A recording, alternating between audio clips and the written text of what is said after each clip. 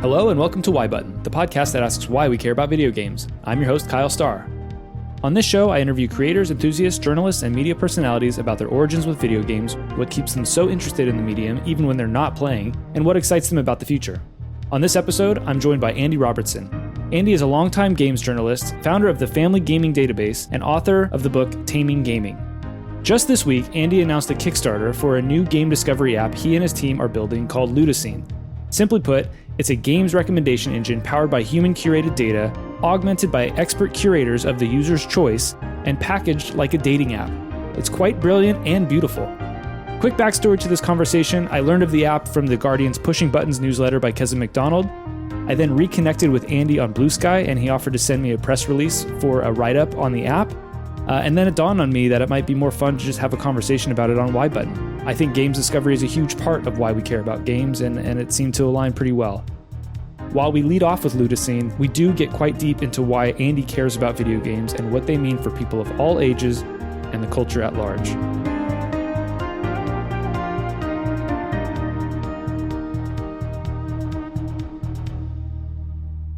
Andy, thank you so much for joining me on Why Button. This is a very impromptu conversation. Usually I have much more planning ahead of time, but you are launching something very exciting, which we'll talk about in just a moment. The premise of this podcast is really to talk about why we as individuals care about games, and everybody's very unique in that regard.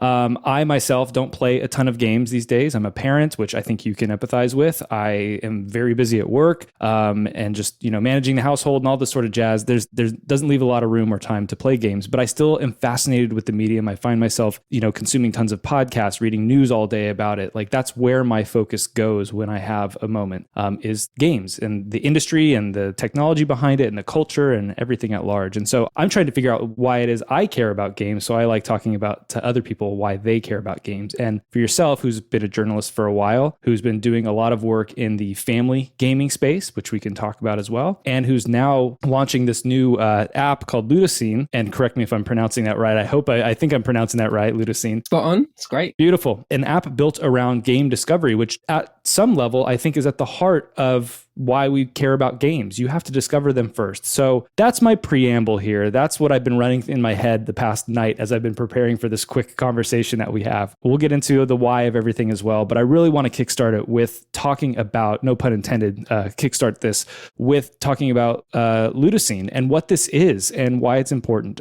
So go for it. What is Ludocene? Yeah, so there's so much there I'm looking forward to talking about, and we can kind of start at the top and work our way down. So where I am today is launching this game discovery app called Ludocene, and it's a desire to try and help people find games that they will love based on the understanding that is quite difficult because of the essentially literally thousands of games a month coming out. I think it was 18,000 came out last year. Lots of good games, or kind of games that would be a good match, kind of get buried and get lost in that kind of mess. And if you're not a AAA game with lots of big budget, to muscle your way in is very difficult. And so the idea is what would a playful way of getting games in front of people look like? And so the dating app idea kind of sprung to mind, along with, you need to know what people's tastes are. So that's like a deck builder. So if the games existed as cards, the experience is you pick the cards you want into your deck that represent games you have played and you love. And then a stream of other cards get presented to you, and you can hunt through them to find matches,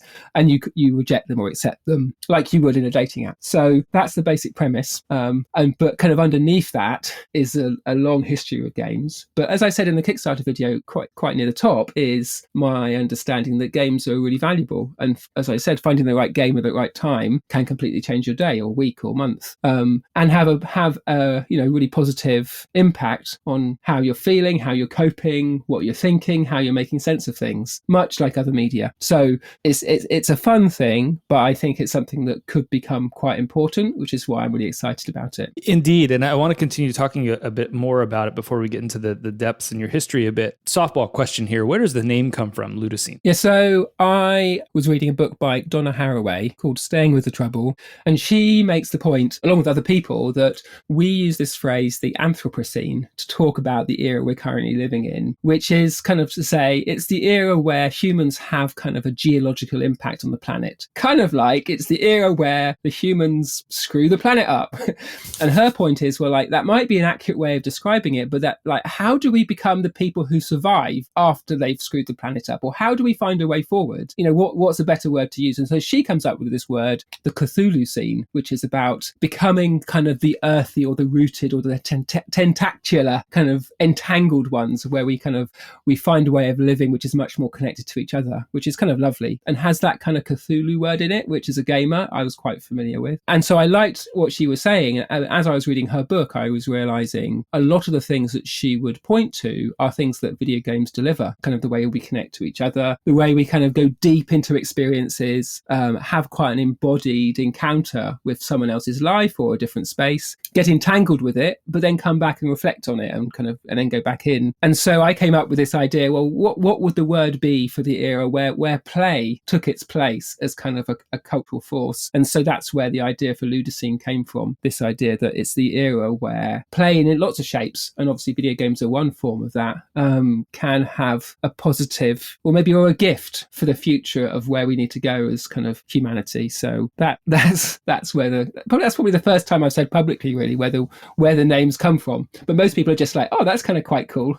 So it's nice to say that out loud. Well, I'm glad I asked. That's quite beautiful. And I think you touched on something there too that I want to sort of address, is that, the angle on games. I don't think this app is ultimately limited to games or video games. You kind of just touched on it a little bit there. This could be other types of play, other types of games. I mean, it's brilliantly like just simple, and it almost feels like why haven't we had this forever? This, again, like you described, you see a bunch of cards or a single card, very focused, a single card. Do you like this game or not? Did you play this game or not? And do you like it? And if you did, pop it in your recommendations, and that helps filter out this large database of other games that you may enjoy. And you can augment that in some really special ways that we'll touch on as well. But I don't see that premise as ultimately limited to games, which I think is really cool. I use an app for books, for reading. It's nice, it's interesting, but I still am challenged by the same thing I'm challenged with games, is that discovery. For books, for media, for anything right now, we're in this age where there's just so much of everything. How do you find anything? Let's start there, right? So yeah, with Ludocene, I'm curious, how big is this database of games? Is this recent games? Is this touching on retro games? Am I going to get like a King's Quest in there? Am I going to see the original Super Mario Brothers? Or are we just talking like more recent stuff like Avowed or A Short Hike or something like that? Yeah, so I mean, first of all, I realize the name's a bit weird, so I should probably spell it if people want to look it up, which is Ludocene,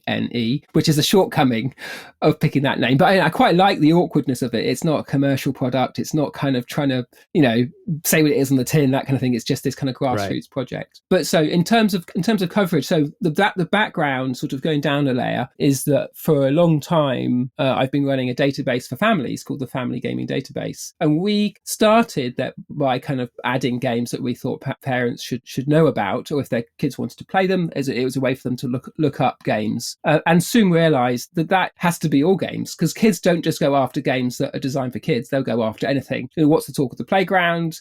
What's popular on Steam? And so that database, although nobody really realized, because it was called the Family Gaming Database, that was just kind of all games. And we built up an approach to do that, and some systems in place to make it efficient, and a team to add games. And we kind of have been adding 2 games a day, pretty much every day, weekdays, for about 5 years, which is about, so we're 3,000 and a few hundred in, I think. And we've also got about 100 board games, because that's an area we've been looking at as well. So the criteria is kind of anything that's interesting, like anything we think people would like to discover. And so that will include the big AAA games, because, that they're great often. And, in terms of taste, we're not looking to sort of stand in the way of anybody discovering anything, whatever there is. And they might just love the big blockbuster games, so that's fine. But equally, we do go after, and probably are quite leaning into, finding indie games, particularly ones which haven't had a big airing, that people would love to discover. And at the moment, we've all probably heard of Balatro, but there's loads of other like Balatro adjacent games that are really good as well. So that's a lot of fun, because if someone in our deck picks Balatro and it throws up a whole bunch of games, they're often, oh, I didn't realize, I thought Balatro was on its own. There's nothing like Balatro, is there? But actually there's quite a few. So yeah, so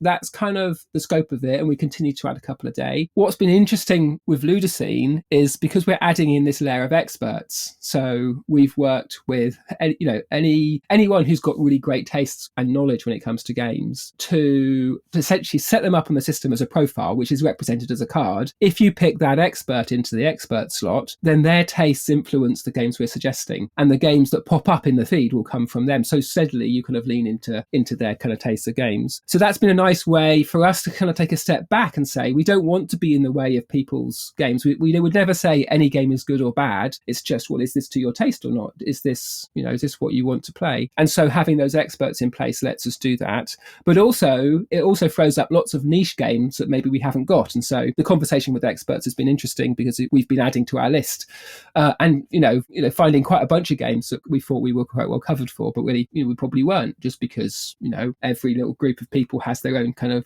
blind spots and tendencies. So by broadening it out and kind of drawing much bigger circle around who's helping us, it's been lovely we're discovering lots of games. Yeah, you touched on a few things there that I wanted to bring up, and one is that the recommendation engine. I think you kind of briefly alluded to this. You call this a human researched, I guess, data set or algorithm, rather than using AI to do something. You actually have this hand curated set of data, and you're making connections that way from actually human interaction, the work you and your team have been doing essentially. And then speaking to the experts, specifically augmenting those recommendations based on an expert you choose. And I recognize, for me personally, I know I've looked at your list of experts that you have. One of the experts is actually a previous guest of Y Button, Simon Parkin, which is very cool. Nice. Very lovely guy with great taste. But I recognize that there's a lot of people that folks using Ludocene may not know. And so it's also a way, I think, to discover other people and other experts and their tastes. And you might look at this almost in a reverse way, where you appreciate these games and therefore you now know about that expert who likes those games as well, and you can follow their work. So I think it's kind of a nice little back and forth between the two there. I'm curious, how did you choose this initial set of experts to help augment this recommendation engine? I mean, it's basically you start with the people you know. And so to begin with, it is mainly journalists because that's my circle. But it was kind of like, okay, what brilliant people do I know who've got great tastes, who other people might like to hear from? And then you start with that closer circle. But what's happening is we're expanding out. And also, to be frank, my circle is quite white and male. And so we kind of realized, oh, wait a minute, that's no good. It's not a good, representation and diversity. So we've continued to grow that out and increase our diversity in lots of different ways. And again, it's just a lovely process of kind of encountering different people, different takes on games, different tastes, and expanding our data set. So that's the kind of criteria, is like, who do we know? Anyone who's got great tastes. And that doesn't necessarily match our taste. It's like, well, anyone who would be a really interesting person to put into that expert slot. And then the games would all change because this person's taste is very different. And so that's been part of the process. And talking to journalists has been interesting because there's definitely an element of, but I've got some games that are my taste, but I've got to have Mario Galaxy. I've got to have this game, because there's this kind of like, that our kind of inbuilt need to include the good games that we just want people to discover. And I'm kind of essentially setting that to one side and say, that's fine, but what we're doing here is just about you and your taste, like not just you as a kind of a professional person, but like what do you play? What has your work led you to? And sort of getting under the skin of that. And that's, again, I think been quite an interesting process for the people, the experts we've been working with, but also for us as well, discovering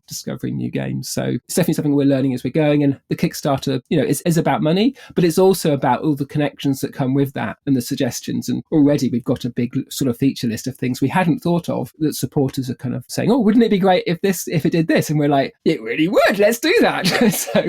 so we're excited and, even more hopeful it's going to fund, because we're going to have so much fun with this. One of the things that is mentioned on that Kickstarter that I found was interesting is, you have these things called, or this idea of special cards, things that could augment beyond just experts. One of the examples is like, what if there was a Game Pass card and it just filters out, here's all the games, within the Game Pass service. And then now you have your selection. If that's the only subscription I have, if that's my only means of getting to games, I probably want to filter it down to that list and then have that the recommendation engine start feeding off of Game Pass. What are other ideas of these like special cards? Do any of them exist right now? And then do you have other ideas of where that special card set might go? Yeah, so the technology exists to kind of make any. So we can, on the database, we can set up a search criteria that can pull on any of our data. And so the ones we've got and the ones I included in the video were kind of like an example. And so obvious ones are things like, PlayStation Plus, Game Pass, but equally, co-op games on the couch that you can play, or roguelikes, or we can kind of go quite wild with it as well. Games that were released in 2023 that were strategy that you could play with one hand, that kind of stuff. Because our data set's quite deep, you can really, we can really make some niche cards. And so part of the process will be working out what makes the most sense, what's popular, but also also just being playful about that. And because it is that kind of, it's like a game, basically. It's like you're playing a game to find games. It can accommodate quite a lot of these cards in a way that if it was just on a list, you could pick them. But it's something different about, it's a Game Pass card. Yeah, that's got to be in my team of cards. It's in my deck, that kind of thing. And so it's a very different experience, which we really like. Yeah, I was trying to pull it up while you were talking about this. I'm forgetting what it's called, but it reminded me a little bit of Blue Sky in a way, where they have a very novel approach to like, here's an automatic way you can somebody can build a collection of people to follow on Blue Sky, and then you can just do that, like a little starter. Yeah. I think they call it starter packs, actually. I was going to bed last night and I was thinking about what special card would I like, and I was thinking, wouldn't it be cool if there was a special card that was a collection of experts that all were hosts from Y Button? just to throw it out there, like you could, like you said, you could kind of build out this any which way you want, and I'm sure you'll get all these suggestions from lots of different people about what special cards could help augment this. Just from my own personal experience, the way that I currently discover games, and I think we're going to start dovetailing or pivoting into more games discovery at large here, and just in your background in general. But the way I currently discover games, and why I think this is such a novel approach to this, is it is very quick. It is very game-like. If you like a deck building type of experience, that's very nice. It's a very satisfying UI as well, just from the demos I've seen, which is very cool. But what I'm currently doing, and the way that I've figured this, the way that I move through game discovery, is actually very, very slow these days. And it is kind of a hybrid. It's almost like a slow approach to what Ludocene is doing. And that is, I listen to a fair amount of podcasts. I have a very long commute. I sit in a car and I just listen to all my games podcasts. And what I'll end up doing is kind of filtering out what games do I want to play based on how often I hear these games brought up by hosts, by guests. And if I hear a game come up enough, I go, okay, because I appreciate these hosts and I think I like their taste, or I know I understand each host's taste because I now have this kind of like that intimate podcast relationship with them. I've come to know them over the years just through listening to them. I understand that, this person likes this type of game. They've said this game multiple times. Okay, that might be something that I should look into. But the process of me listening to them, that game, and then actually playing the game could be years long. It takes me, this length of time for me to decide, okay, they've brought this up enough. I actually want to jump into it. And so this app feels like it's going to accelerate that process quite dramatically for me if I can, find the experts that align with me, and then also just base this off of my own tastes. So that's not a question or anything. I'm just applauding the effort here because I think you're going to do me a big service, and I think you're going to do a lot of people a big service as well. Yeah, that's quite interesting there, because in those podcasts I had the same sort of experience, and there's lots of signals there of stuff that you might like. There's the game popping up and people, the stories around it and how it kind of maybe matches your taste. But then often they'll say, this game, it's like these other games, and they'll mention 2 other games.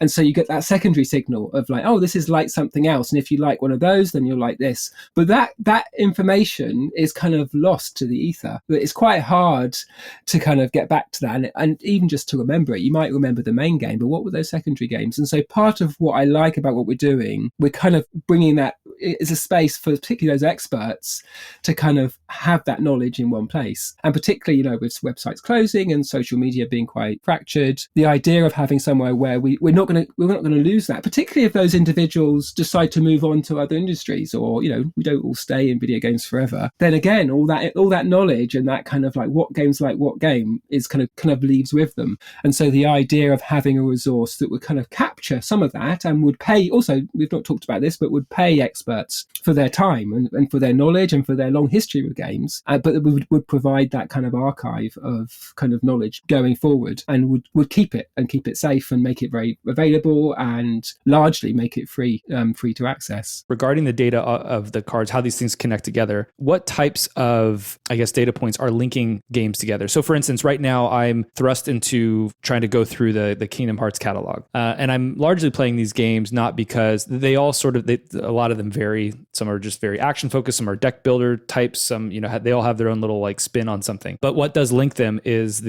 obviously the setting, the story or whatever, but there's a charm to it. And I associate like the word charm or charming to this type of game. And that may be the same sort of experience I get from, say, a 3D Mario game or something like this, a charm. Like, is that the level of descriptor that you're connecting? Or I guess what are these overall descriptors that are linking these games together? Is it purely the type of mechanics, or is there something that's maybe maybe a little more ethereal with the quality of the style of game. Yeah. So, I mean, that's the challenge. And kind of one way to do this would be to throw it at an AI and be like, oh, here's a load of suggestions, here's a load of tags, and sort it out. And we see sites that do that, and it's basically terrible. Or storefronts that try and do it. I don't know whether that uses AI or not, but often it's not very good. And so my hunch and kind of what we're seeing works is to say the best arbiter of game similarity is a person, and in that person these games exist, and they're, like you're saying, charm. But that kind of phrase and tag makes sense kind of within the context of who you are and the games you play and your stage of life and where you are and who else and that huge big mess of what is a person. And so that's what's exciting, is that really all we're doing is capturing people's connection. So when someone adds the game to the database, and we're pretty good at this, that person says, oh, here's 4 or 5 other games that if you like this one, then you like these other games. And they don't have to have like a hard reason. Like it might be there's a similar theme, it might be a similar genre, it might be just like a similar game feel, or that it's a multiplayer game. But they're kind of making a very human connection based on their experience of games. Extending that to have these experts doing the same thing with that same kind of philosophy, really, to say it's in the life of someone that these connections make sense. And that's what drives this kind of engine, basically. Once you've got those, then the challenge is, well, we've got loads of great human suggestions. How do we prioritize them? And then that kind of secondary data of, okay, well, what genres has the person picked?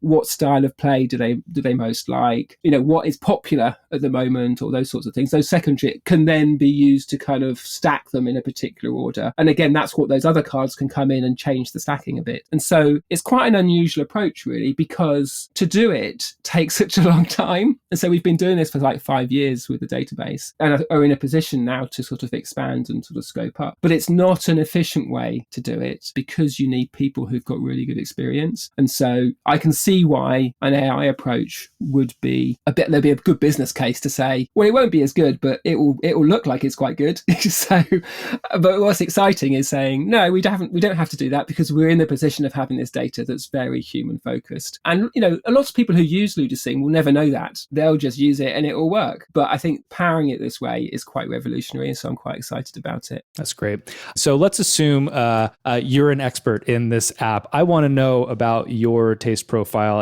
and what what are games that I guess drive you. What would be like your maybe 3 to 5 games that you would go, okay, this is the Andy collection here. These are the ones that I like to focus on. Yeah, so I mean, there's games that I'm sentimental about because I played them when I was younger, and I've always liked games that have kind of hidden systems. So there's a game, Bubble Bobble, or is it Bubble Bubble? I never know which way round it is. That is an arcade game. Is that a game do you know the game? Bubble Bobble, yeah, absolutely. I say Bubble Bobble, yes. I remember playing this in the arcades when I was much younger, Chuck E. Cheese, all that jazz. Yeah, exactly. And so you play, it's 2 players, and you play a dinosaur, and you're blowing bubbles, and it seems like it's quite simple. But what I really love about it is that every level has air currents that are invisible and you can't see. So when you blow a bubble, that will follow a particular air current. So you need, if you're going to do it tactically to get maximum points, you need to kind of trap the enemies in these bubbles in a certain place, so they then congregate, and then you can pop them all together. And then beyond that, there's a whole kind of secret system of invisible tubes in the background, which is how the power-ups are being provided. And your behavior as the player is triggering how those tubes are populated. And some power-ups also lead to other secondary power-ups. And so there's this whole kind of invisible web of stuff going on. And when you first play the game, you don't know that's the case at all. But as you get good at it, and my claim to fame is I once finished the whole game 100 levels on a 110p credit. Oh my goodness. In the local arcade. I had lots of other people joining me to help and stuff, but somehow I only did it once, and I still think, did I dream that? But I remember it happening. So that's an example of a game that I think I've kept, I can see why I liked it now, why I liked it then, and it kind of follows through to some of the games I like now, but probably in quite a different way. In terms of those hidden systems, I immediately sort of, what comes to mind as a more recent game is like something like Tunic. Did you play Tunic? I'm sure you're aware of Tunic, yes. Yeah. That, to me, there's a lot of hidden behind the curtain sort of things, stuff you don't necessarily need to figure out or play with or discover, but it's there for you, and it will kind of open this up. Animal Well might be another one of these things. You can just play it at face value, or you can start peeling back the layers a little bit and understand what's actually going on here. It's a bit different when you're playing something that's a puzzle, like a fast-paced puzzle game, and you want to tactically appreciate, go after this in the most tactical fashion, but there's still something there, again, with those hidden mechanics. And I would sympathize that too. I think back to my childhood as well. And when you mention hidden systems, another thing that comes to mind is like the original Super Mario Brothers. When you play that at face value, okay, you're running left, left to right, and go save the princess, whatever it happens to be. But also you can fast track this game by jumping up above the ceiling in, underground and finding warp pipes and, again, fast tracking to worlds that are way in the future. And this is kind of a theme that's actually come up in other Mario games since, but it was like at the infancy of this industry, at least as it has come to be now, this game sort of opened that up and said, there's more to these things than you think there are. And so I actually want to dig into that a little bit. In terms of hidden systems and things, are there other moments that you recall, like Bubble Bobble when you were a kid, that maybe sort of made that kind of opened your eyes to video games, that were sort of an aha moment for video games? The Super Mario World was definitely a moment. I remember I imported a Japanese Super NES or SNES. I'm not sure what you're supposed to say. And I remember when it arrived, because I didn't have the right cables for my TV, and so I could only play it in black and white. So the first probably 10 hours of playing Super Mario World was in black and white. It was still amazing, and I had to order a special cable that from somewhere up north, or some of these out of a magazine sort of thing. But I'm kind of like, I must have paid so much money to import that, because I'd seen Super Mario World at an expo, and I was just like, I just got to play it, and one way or another I managed to make that work. And that's I remember the kind of the hidden stuff in Super Mario World. The idea that there could be a spoiler here, I guess, there could be a finishing gate for a world that if you don't go through it and you go under it with the cape, you get to another one. I'm just like, it was just like this, that's amazing. Like there's more to this. And as soon as that happens once, the whole game changes, because you realize every little bit could have something hidden behind it. And so you kind of go back and explore, and then you do find more of these secrets. And so again, I think it's that kind of uncovering of these worlds is something I really connected to. And I think it's a wider thing of the spaces that games create, so that the systems of Bubble Bubble created this playful space that invited me to play in a certain way, and the kind of secrets of Super Mario World created this space that invited me to play. And I now play quite different games, but that idea of a video game creating a space and inviting me in to behave in a particular way with particular limits or particular opportunities, I think that's the thing that's kind of perpetuated through my play. Do you have more recent examples of that? Or maybe this plays into some of your other work with the Family Gaming Database and just the family aspect of this altogether? Yeah, I think there's a couple of games, well, a few actually. Paradise Marsh, Lil Gator Game, and Alba. I can't remember the full name of that Alba game. And those three games are games that kind of look like kids games, but in terms of what they do with the space they create, they're actually quite, they're very mature. They're doing things which surprise you. The Alba game in particular, you play a young child who's visiting their grandparents, and you're given this camera as kind of the prized object that of your grandfather, and you're also given this bird book, and you open it, and it's like a kid's book, and you press the little thing, and it makes a bird sound. But then as you play, you realize, it makes a different sound on different pages. And then you start to realize, those sounds are the actual sounds the birds make. And then as you're walking around, you start to hear them. And then you can get your camera out and you take a picture of one, and it's like, it adds it to your book. And so it kind of leads you into this kind of game space where you're kind of almost walking around more listening than seeing. And you'll be walking along, about to do something, and you'll hear a particular bird sound, and you'll just stop. And you're like, that's the whatever it is, grey chaffinch or something, and then you'll go on and get a picture. And it's got typical game stuff, and it's kind of quite friendly for a younger player. But I think in terms of the kind of the emotional quality of what that interaction creates and the space it creates, I found really powerful. And that's a game I don't finish many games, but that's a game I completely finished, right down to finding all the secrets and everything. And I think that's a testament to the level of quality and kind of like artisan, attention to detail that creates a space that I just want to go back and spend time in. That is a strong memory. Yeah, and this might be going back to what I was saying about charm, is it creates that space that, for me, some of the games that I like to play frequently are actually games I've played in the past, and it brings me back to a particular, not necessarily that's the space of the game, but also the space I was in that play. It's just nostalgia. It's just pure nostalgia is kind of what it ends up coming down to, and so it is creating this sort of immersion not only in the game itself and letting you live in that world, but it also, for me, the world outside me also kind of changes too as I'm playing this game. It brings me back to a particular time. It's a little different from what you're saying, but yes, I appreciate the idea that the immersion of games, the fact that you can be so immersed in that space, can actually have a behavioral or sensorial impact on you as an individual, which is quite amazing. What was the first gaming experience you recall? I think it was probably like chronologically, it was probably something like, I think, Rat Race on the Commodore 64, which was a cartridge game. You had a very simple maze and you had a little rat, and you were going around avoiding the cat and collecting something. It might have been the opposite way around, or maybe with a cat. Anyway, but it was like a maze kind of Pac-Man game, and you could leave a pepper trail behind you, and that would stop the things chasing you. Another strong memory is playing, or just walking into Littlehampton Pier with my mum and my brother, and there's a huge machine in the corner, and being like, what's that? Why? And there were like loads of kids all gathered around it, and there was like a line of 10p's on the top, and it was Gauntlet. And I was just like, what's that? I want to play that. And I was probably, I imagine I was like 7 or 8 or something. And we waited and waited till these other kids finally ran out of money. And then me and my brother played, and my mum, patiently waited and gave us some 10p's. And it was like walking into another world. Just the kind of game feel of it. Just going leaving the exit, this little black square, and you kind of tumble into it, and it makes a particular sound, or if you it will say, "Help, shot the food." If you shot the food, all that kind of stuff. And those little moments that kind of create this world that you just encounter, and it just felt so other to anything else that I'd ever touched.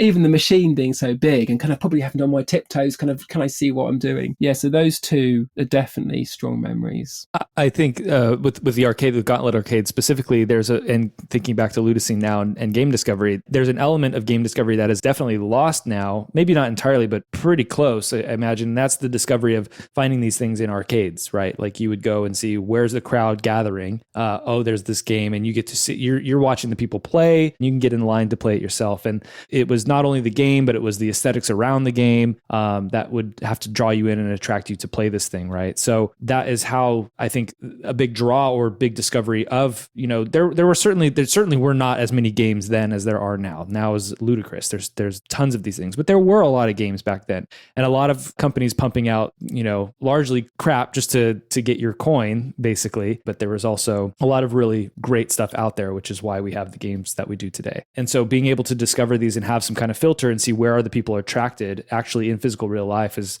a way that I think you can kind of tie that back to what Ludocene is now doing too, is trying to bring that human element back into games recommendations. If we're not doing this in an arcade, we can do this on an app. The other part of just that immersion, or that discovery of this thing that's other, is the bounds of games, to me, feel endless, still do. And I think that's what attracts me. I've been thinking about this a lot, of that's what attracts me to this medium, is there's always something new. And you could say that with a lot of things. With books, there's always a new story, there's always a new narrative, there's a new way to tell a story or what have you, but you're still kind of working in the confines of text. And that may not be entirely true all the time. There's probably some unique experiences out there, but largely you're working in the medium of text. With TV, you're working in the medium of, there's been some experiments out there. Netflix has done a couple experiments in this regard, but I think you're largely working in a passive medium where you're not really a participant. You're just having to watch this thing somebody else made. And so there's some limitation there. And with games, while there are certainly limitations, surely there always will be. They are a digital thing. You're not going to actually physically interact with these, at least in most cases. There is a tactical element to it. There is an audible element to it. There's something that to read, to visual. There's all the spectrum of experiences you can have in games feels infinite. And I think that's what's so exciting to me. And it goes back to what I think you were describing when you saw Gauntlet for that first time, or any of those early memories of going, this is beyond anything I'm ever going to experience in real life. It's endless. I'm curious if that jives with you. Yes, definitely. I think there's a few aspects here. I think firstly, games are interesting because we haven't figured them out. Like books, movies, theatre, music, and board games to some extent. We kind of know what we've got. We know what they are. We know what they do to people. We know, where they might take us. But with video games, we kind of feels like we're kind kind of still reaching to even have language to talk about them and to really land what they are. What might be the impact for the future? Like what are video games bringing us that's going to be different because we've got them? How is the future of children's lives going to look different because they've grown up playing games rather than just worrying about their screen time? So I think that's really exciting to be part of that conversation, and also to be at a time when the kind of culture at large mainly thinks that video games are like Fortnite and Lego games and GTA, and we know that the breadth is everything. And it's like if culture just thought books were just Harry Potter and I don't know, Lord of the Rings, and that was it, and they were like, you know, not knowing. And so you'd be like, oh, there's all these other books. Let me help you find some, which kind of completely changes the conversation, particularly for parents, of like, oh, my kid's just playing this game. And like, well, play some other games. And like, if they were just reading Harry Potter, you wouldn't be like, let's limit their page time. You'd be like, wow, that's great. They're reading. Let's get some other books into their hands. But we don't quite have the kind of cultural understanding to do that with games. And then the second thing, to pivot straight into it, is about the spaces games create, I think is interesting. And my thing is to sort of say, well, let's experiment and see what will they stand up to? Like, when do we get too far? It's like, oh yeah, the game wasn't quite up to coping with that level of kind of human understanding or that level of philosophy or whatever. And one of the things I've enjoyed over the years is this kind of separate thread to the work I do, which is taking games into unusual spaces. Sometimes that's like an art festival, but most interestingly has been taking it into religious spaces. And so I've worked with Exeter Cathedral over the years to run their evening service and come up with an appropriate video game to use as an integral part of that act of worship in the evening. And that's not for kids. Like, often when I've done that, I'll be interviewed and people will say, oh, did it work? Did you get loads of kids coming? Did it make the church cool? And I was like, we didn't tell any kids. It's what wasn't the point. The much more interesting thing was I get to be there as these 50 and 60-year-olds first pick up a PlayStation controller, and they're doing it in a setup where they're thinking, perhaps I'm going to walk into a space where I'll have some sort of spiritual encounter, or perhaps I'll have that kind of meeting with the other that is associated with the church service. And that was the thing that was exciting. It was kind of the opposite. It wasn't making the church cool. And just trying that. And most of the time, games seem to be well up to the task. Like in those cathedral services, most people come away and like, what just happened? That felt completely appropriate. Not every time. Sometimes it's like, oh, that was a bit distracting, or that one didn't quite work. But a lot of the time, they have the capacity to kind of hold their own completely in a Christian act of worship in a beautiful ancient cathedral amongst all the other stuff that humans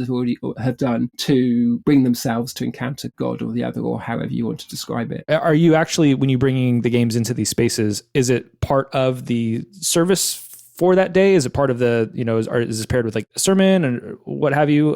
Is it just like, we're going to stage these games in this church and you come in, and how does the environment feel with this particular thing? Or is this paired with an actual service that's going on at the same time? Yeah, that's what's exciting, because I think when I first started talking to the cathedral, that's what I thought. We'd have something happening and probably we'd pause, and then there'd be the option to play a game, right. Or perhaps the games would be there just in the space. But that's not what we ended up doing at all. This is the Christians who come to the cathedral. They come to worship God, and this is the service. And this time we have just essentially got a large screen, and we're part of what we're doing together as a temporary community is playing this game together in amongst the other elements of taking communion, of reading the Bible, of sharing fellowship. And those things all get tangled up with each other in a really interesting way. And it's very different to, say, bringing in, you could play a video or something that was appropriate to the other elements of the service, but you'd then be in control of what's on the screen. And what often happens in these services is something happens in the game that either jars with or jives with what's happening in the room in a really unexpected way. And people afterwards will be like, that was really clever. Like, how did you curate it so that just at the moment we were taking communion, Flower was one of the games we were doing, that all those red petals spread onto the screen and had this big flash of kind of blood red petals. Like, that was so clever the way you did it just as we were raising the cup to take Eucharist. And to be able to say, well, I wasn't even holding the controller when that was happening. We pass it around, and the kind of the people who often for the first time they're playing the game for the first time. And so there's this lovely kind of entanglement that's happening that is unexpected. And that's, I think that's the bit which people are like, oh, that felt completely appropriate, in the similar way that, you know, a piece of poetry being read or a piece of music being sung or heard felt appropriate. Games seem to be able to inhabit this space as well. And I think that's a big sign that we don't really know what we've got yet, because they can do this and we don't expect them to be able to do this. And so it's just lovely just kind of be there and see what's going to happen. Yeah, you're touching on something that I think is maybe an interesting way to think about this, in that video games are software, ones and zeros, and they seem on the tin, they seem like a curated, hand-built experience that has some rules, some logic applied to it, and you're always going to get the same result. But what's unique is, again, putting that play, there's a few things here, giving agency to the player to make the choices. So it's not just playing out something that is pre-programmed. You're having to make choices and it has to react to those choices. So that's one way that these things are actually, this software is actually organic in a way, which is very interesting way to phrase it. And I don't think I've ever phrased it that way, is making these things organic in that way. And then there's also elements of the technology, and this could go way back to the early days of gaming, where I'll just say the term AI, it's very infant AI, but you'd have to program enemies to do certain things and all that stuff. And these were very rudimentary at the very beginning. Everything would follow a path or whatever, and then they'd start, things would start changing. You could look at like a sports game. If you're playing hockey or something, the players on screen have to make decisions about what's going on. That's all pre-programmed, but that is AI at some level that's controlling that. And so it does create this sort of sense of organic. The person programming the game may not necessarily know exactly what the on-screen either NPCs or players or whatever happen to be are going to do. They've just programmed the AI to do a certain thing. And so that also becomes organic. In the case of Flower that you just mentioned, there may have been some element there that something triggered those petals to kind of splash across the screen. You said nobody was actually playing, but something in the game, whether it was pre-programmed or a part of the AI it just reached some kind of trigger moment, happened to trigger those petals, and it just happened to be at the right time. But it was that organic nature of this. This was not something pre-programmed or built, and you couldn't have had any idea that was actually going to happen, nor could potentially the person who actually made the game know what's going to happen when. And I think that's one of the other interesting things, going back all the way back to what we were talking about with discovery inside the game, with, say, again, those secrets in Super Mario World, where if you duck under something happens. That mystery of this, again, a thing that's a piece of software that can also feel organic in a way, it then creates these conversations, these moments. For me, it was going to the school. I'd do something in a game that I thought was amazing or nobody else might know about, and I would take it to the schoolyard, and you'd have those conversations, and then they would try it. Those people would take that home with them, and they would try it. And then, that's just how the mythology of some games kind of spread, is because of these unique experiences that could happen. Again, whether they were pre-programmed or just a happenstance. You might have just found a bug, and now all of a sudden that's exposing all kinds of weird stuff. And that you could now take this conversation all the way to like speed running and things, and that creates a whole new avenue for these. So that's where I talk about this endless possibility. It's not just what is being built, but how things can be broken, because games in general can be organic in some way. I don't know where that came from, but I'll just thank you for the inspiration of that whole diatribe. I like it. I realized we were at time. This is going to be a shorter conversation, but I generally like ending the conversation if we can, unless there's anything you want to bring up or talk about, and I'm open to that as well. But I like typically asking what you think is the future of games, what you're excited about the future of games. And this could be just your own personal take on the games that you're playing and the style of game, or potentially what you're talking about bringing it into other spaces. We didn't really dig into your work with, the Family Gaming Database and Taming Gaming and your whole angle on kids and children playing games, but maybe there's something there too. So the real question is, what excites you about the future of games? I think what's exciting is we don't know what's ahead, and we're discovering that as more people, particularly young people, get their hands on the reins of what games are, what they look like, where they're going. They are doing things that we don't expect. They're doing things that we don't like as adults, and they're doing things in games which are their ways of making sense of and coping with the world we're handing them, which is quite a potentially broken, confusing, challenging space. Games offer them space space to kind of make sense of that. And so often I think we don't want to be too quick to close down those spaces, particularly for kids, because it's important for them to have them. So I think it's easy to think that the games that all us journalists talk about is the future. But if you look at the overall playtime, we're looking at like 8% of the playtime in a year of games. And there's like 90% of the rest of games, which are either old games or games of service or Roblox games or, lots of, or mobiles, smartphone games. And I think there's a lot of stuff there that hasn't had a lot of adult attention that is actually very exciting. Roblox, I think, is fascinating. I'm not here to defend it at all. Sure. But what I see in Roblox is some amazing emergent play that could well be the future of games, in spite of, the problems with interactions and commerciality of it and all that kind of stuff. And the interesting thing is, the danger, I think, is the kind of adults in the room or the journalists will miss that revolution because we rush to dismiss it because it doesn't look how we like it and it looks junky and it's like, oh, it's just full of predators, or we have lots of reasons to dismiss it. And I think when I, on the database, on the family database, we'll look at Roblox games in detail because we want to provide parents with, really good understanding of what these games are, what the dangers are, what the opportunities are. And some of these experiences are just amazing, but for reasons that aren't obvious. I was in a school with probably 14, 15, 16-year-olds the other week. And I was going through different games I wanted to get them talking about it, give them space to process the games they're playing. And pretty much all the girls said they didn't play any games. Like, oh no, we're not into games. And all the boys were like, yeah, games. So we went through a whole bunch of different games. And I was like, well, who's heard of Blatro? And like none of them had heard of it. Not a single one of these 13, 14, 15-year-olds had heard it. And then I was like, oh, who's heard of Dress to Impress? And the whole room just erupted because they obviously all play it and all love it, including all these girls who said they didn't play games. And so in terms of what's important in their world, it's not the new kind of AAA game or it's not the cool new indie, it's this Roblox game. And so I think it's really important that us who are kind of thinking about it don't exclude that. But at the same time, I kind of feel like I'm sort of tripping over myself because I'm like, I know, like I shouldn't be saying this. I'm a journalist. I should be saying Roblox is rubbish. Right. But I think it's got problems, but there's some really good play there. And so that's what's exciting, I think, is these little corners of stuff that's happening and it will burst into life. And when that happens, like with Dress to Impress or other experiences in unexpected ways that we can't make sense of. And it's a bit like with Power World, it was like, oh, that shouldn't happen. Like, that's not how things should work. It's like this rip-off game. Why is that popular?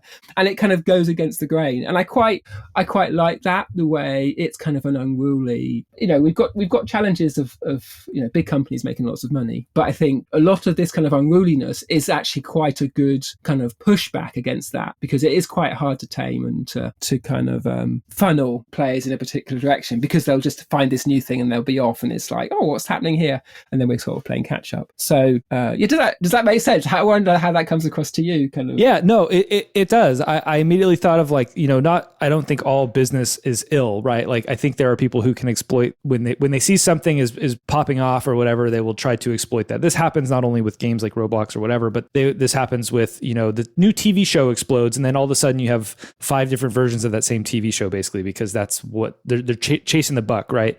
And it's not to say that whoever drums up that success shouldn't be rewarded for finding that success. And maybe you can build other experiences that are similar or, full circle back to Ludocene, have a similar kind of through line to something else that could also be successful, but you're not trying, the people behind or making that thing aren't necessarily, there's a difference between wanting to exploit that for all that it's worth and squeeze out every bit of juice you can from that thing. Yeah. And there's another of just saying, oh, wow, people really enjoyed that. They might really enjoy this thing and I'm going to make that instead. And so while it's a business opportunity and they can look at the reap the rewards of identifying that, that excitement and kind of playing into it. There's the difference of, are we exploiting that or are we just giving people more of what they want? And by doing that, by creating that, I'm also going to receive some of that benefit, but that's not really why I'm in it. I'm here to just continue to build those things, those experiences that people enjoy. And that could be for any, like I said, any medium, any product, any type of business.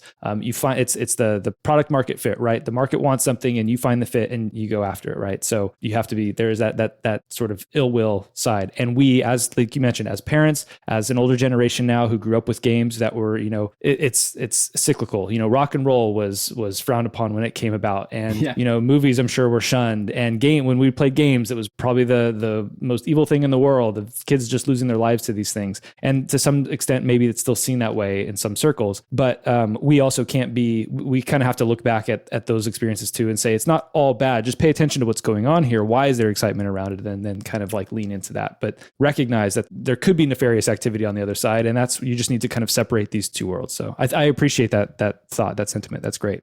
Before we depart, where can people find you? What do you recommend people do? Everybody should go check out Ludocene for sure. Go check out the Kickstarter. I've backed it already. I'm excited about it. Obviously, you heard me wax poetic about it earlier. But where would you recommend people follow you, reach out to you, check out? Yeah, so I'm on Twitter and Blue Sky as Geek Dad Gamer. Obviously, Ludocene is the thing to go and look at. Ludocene. Back if you can afford, and you can just do $1. But also tell people about it is kind of a good thing. And then if you're at a family stage of life, if you've got kids or if you know people who've got kids, the Family Gaming Database is a free resource where you can look up games, and we've got lots of data points that are the things that parents would like to know about these games, and we spend a long time researching them. And I've got this book, Taming Gaming, that came before the database, that is kind of, if you prefer to sit down and kind of work your way through something which goes back to the science, talks to leading people in the field, and kind of teases apart correlation and causation, but it goes beyond just kind of dismissing problems and actually says, what can you do now to make a difference? While we're working out what the science means, what do you do now when you've got an 8-year-old who loves games? Like, what's the best way to prepare them for a healthy, lifelong relationship with video games? So that's the Taming Gaming book. But so I think that's probably it. All right. Well, thank you very much for your time, Andy. I'm very excited about this. Congratulations on getting the Kickstarter out there, and I wish you the best of luck. Thank you. This has been great. This episode was turned around really, really quickly in less than like 24 hours. It's the fastest one of these I've done. I hope you enjoyed it. I hope it was okay. I hope I was on point. I haven't done an episode in a while. I do hope to do more Y Button in the future coming up soon. Just work has been nuts, and I've got another baby on the way. So we'll see. But I was just super happy to be able to get Andy on the show today, knock another one of these out for you all, and really share this really brilliant, I think, cool idea of an app. I do hope you all check it out. Go to the Kickstarter, watch the videos. Even if it wasn't like a recommendation engine, it just seems like a fun thing to do, which is really quite cool. Check out all the other resources that Andy mentioned too, his Family Gaming Database, Taming Gaming, the book. But really, I do hope you paid close attention to this Ludocene app. I think there's a lot of potential here, maybe not just for games, as you heard me say in the episode. I think this type of engine could go a long ways in a lot of different areas. Take a look at it. Hope you enjoy it. If you enjoyed this episode of the show, please share it with a friend. The easiest thing to do is to share the website ybutton.online. That includes links to the most popular podcast platforms. I'd also appreciate a rating or review on Apple Podcasts, Spotify, or wherever else supports that kind of thing. If you want to get in touch, ask questions, or recommend guests, feel free to reach out to ybuttonpodcast@gmail.com, or on Threads or Instagram at ybuttonpodcast, or on Mastodon at ybutton@mastodon.social. You can also find me personally on Blue Sky at Kyle Starr, or on Mastodon at kylestarr@mastodon.social. This episode was edited very quickly by AJ Filari. Thank you so much, AJ. The theme song was written by Starr, which is me, featuring my friend Scott Wilkie on the synth. It's called On the Same Page, and you can find it on all streaming platforms. Thanks again for listening to Y Button, and remember, when you press Y, ask why.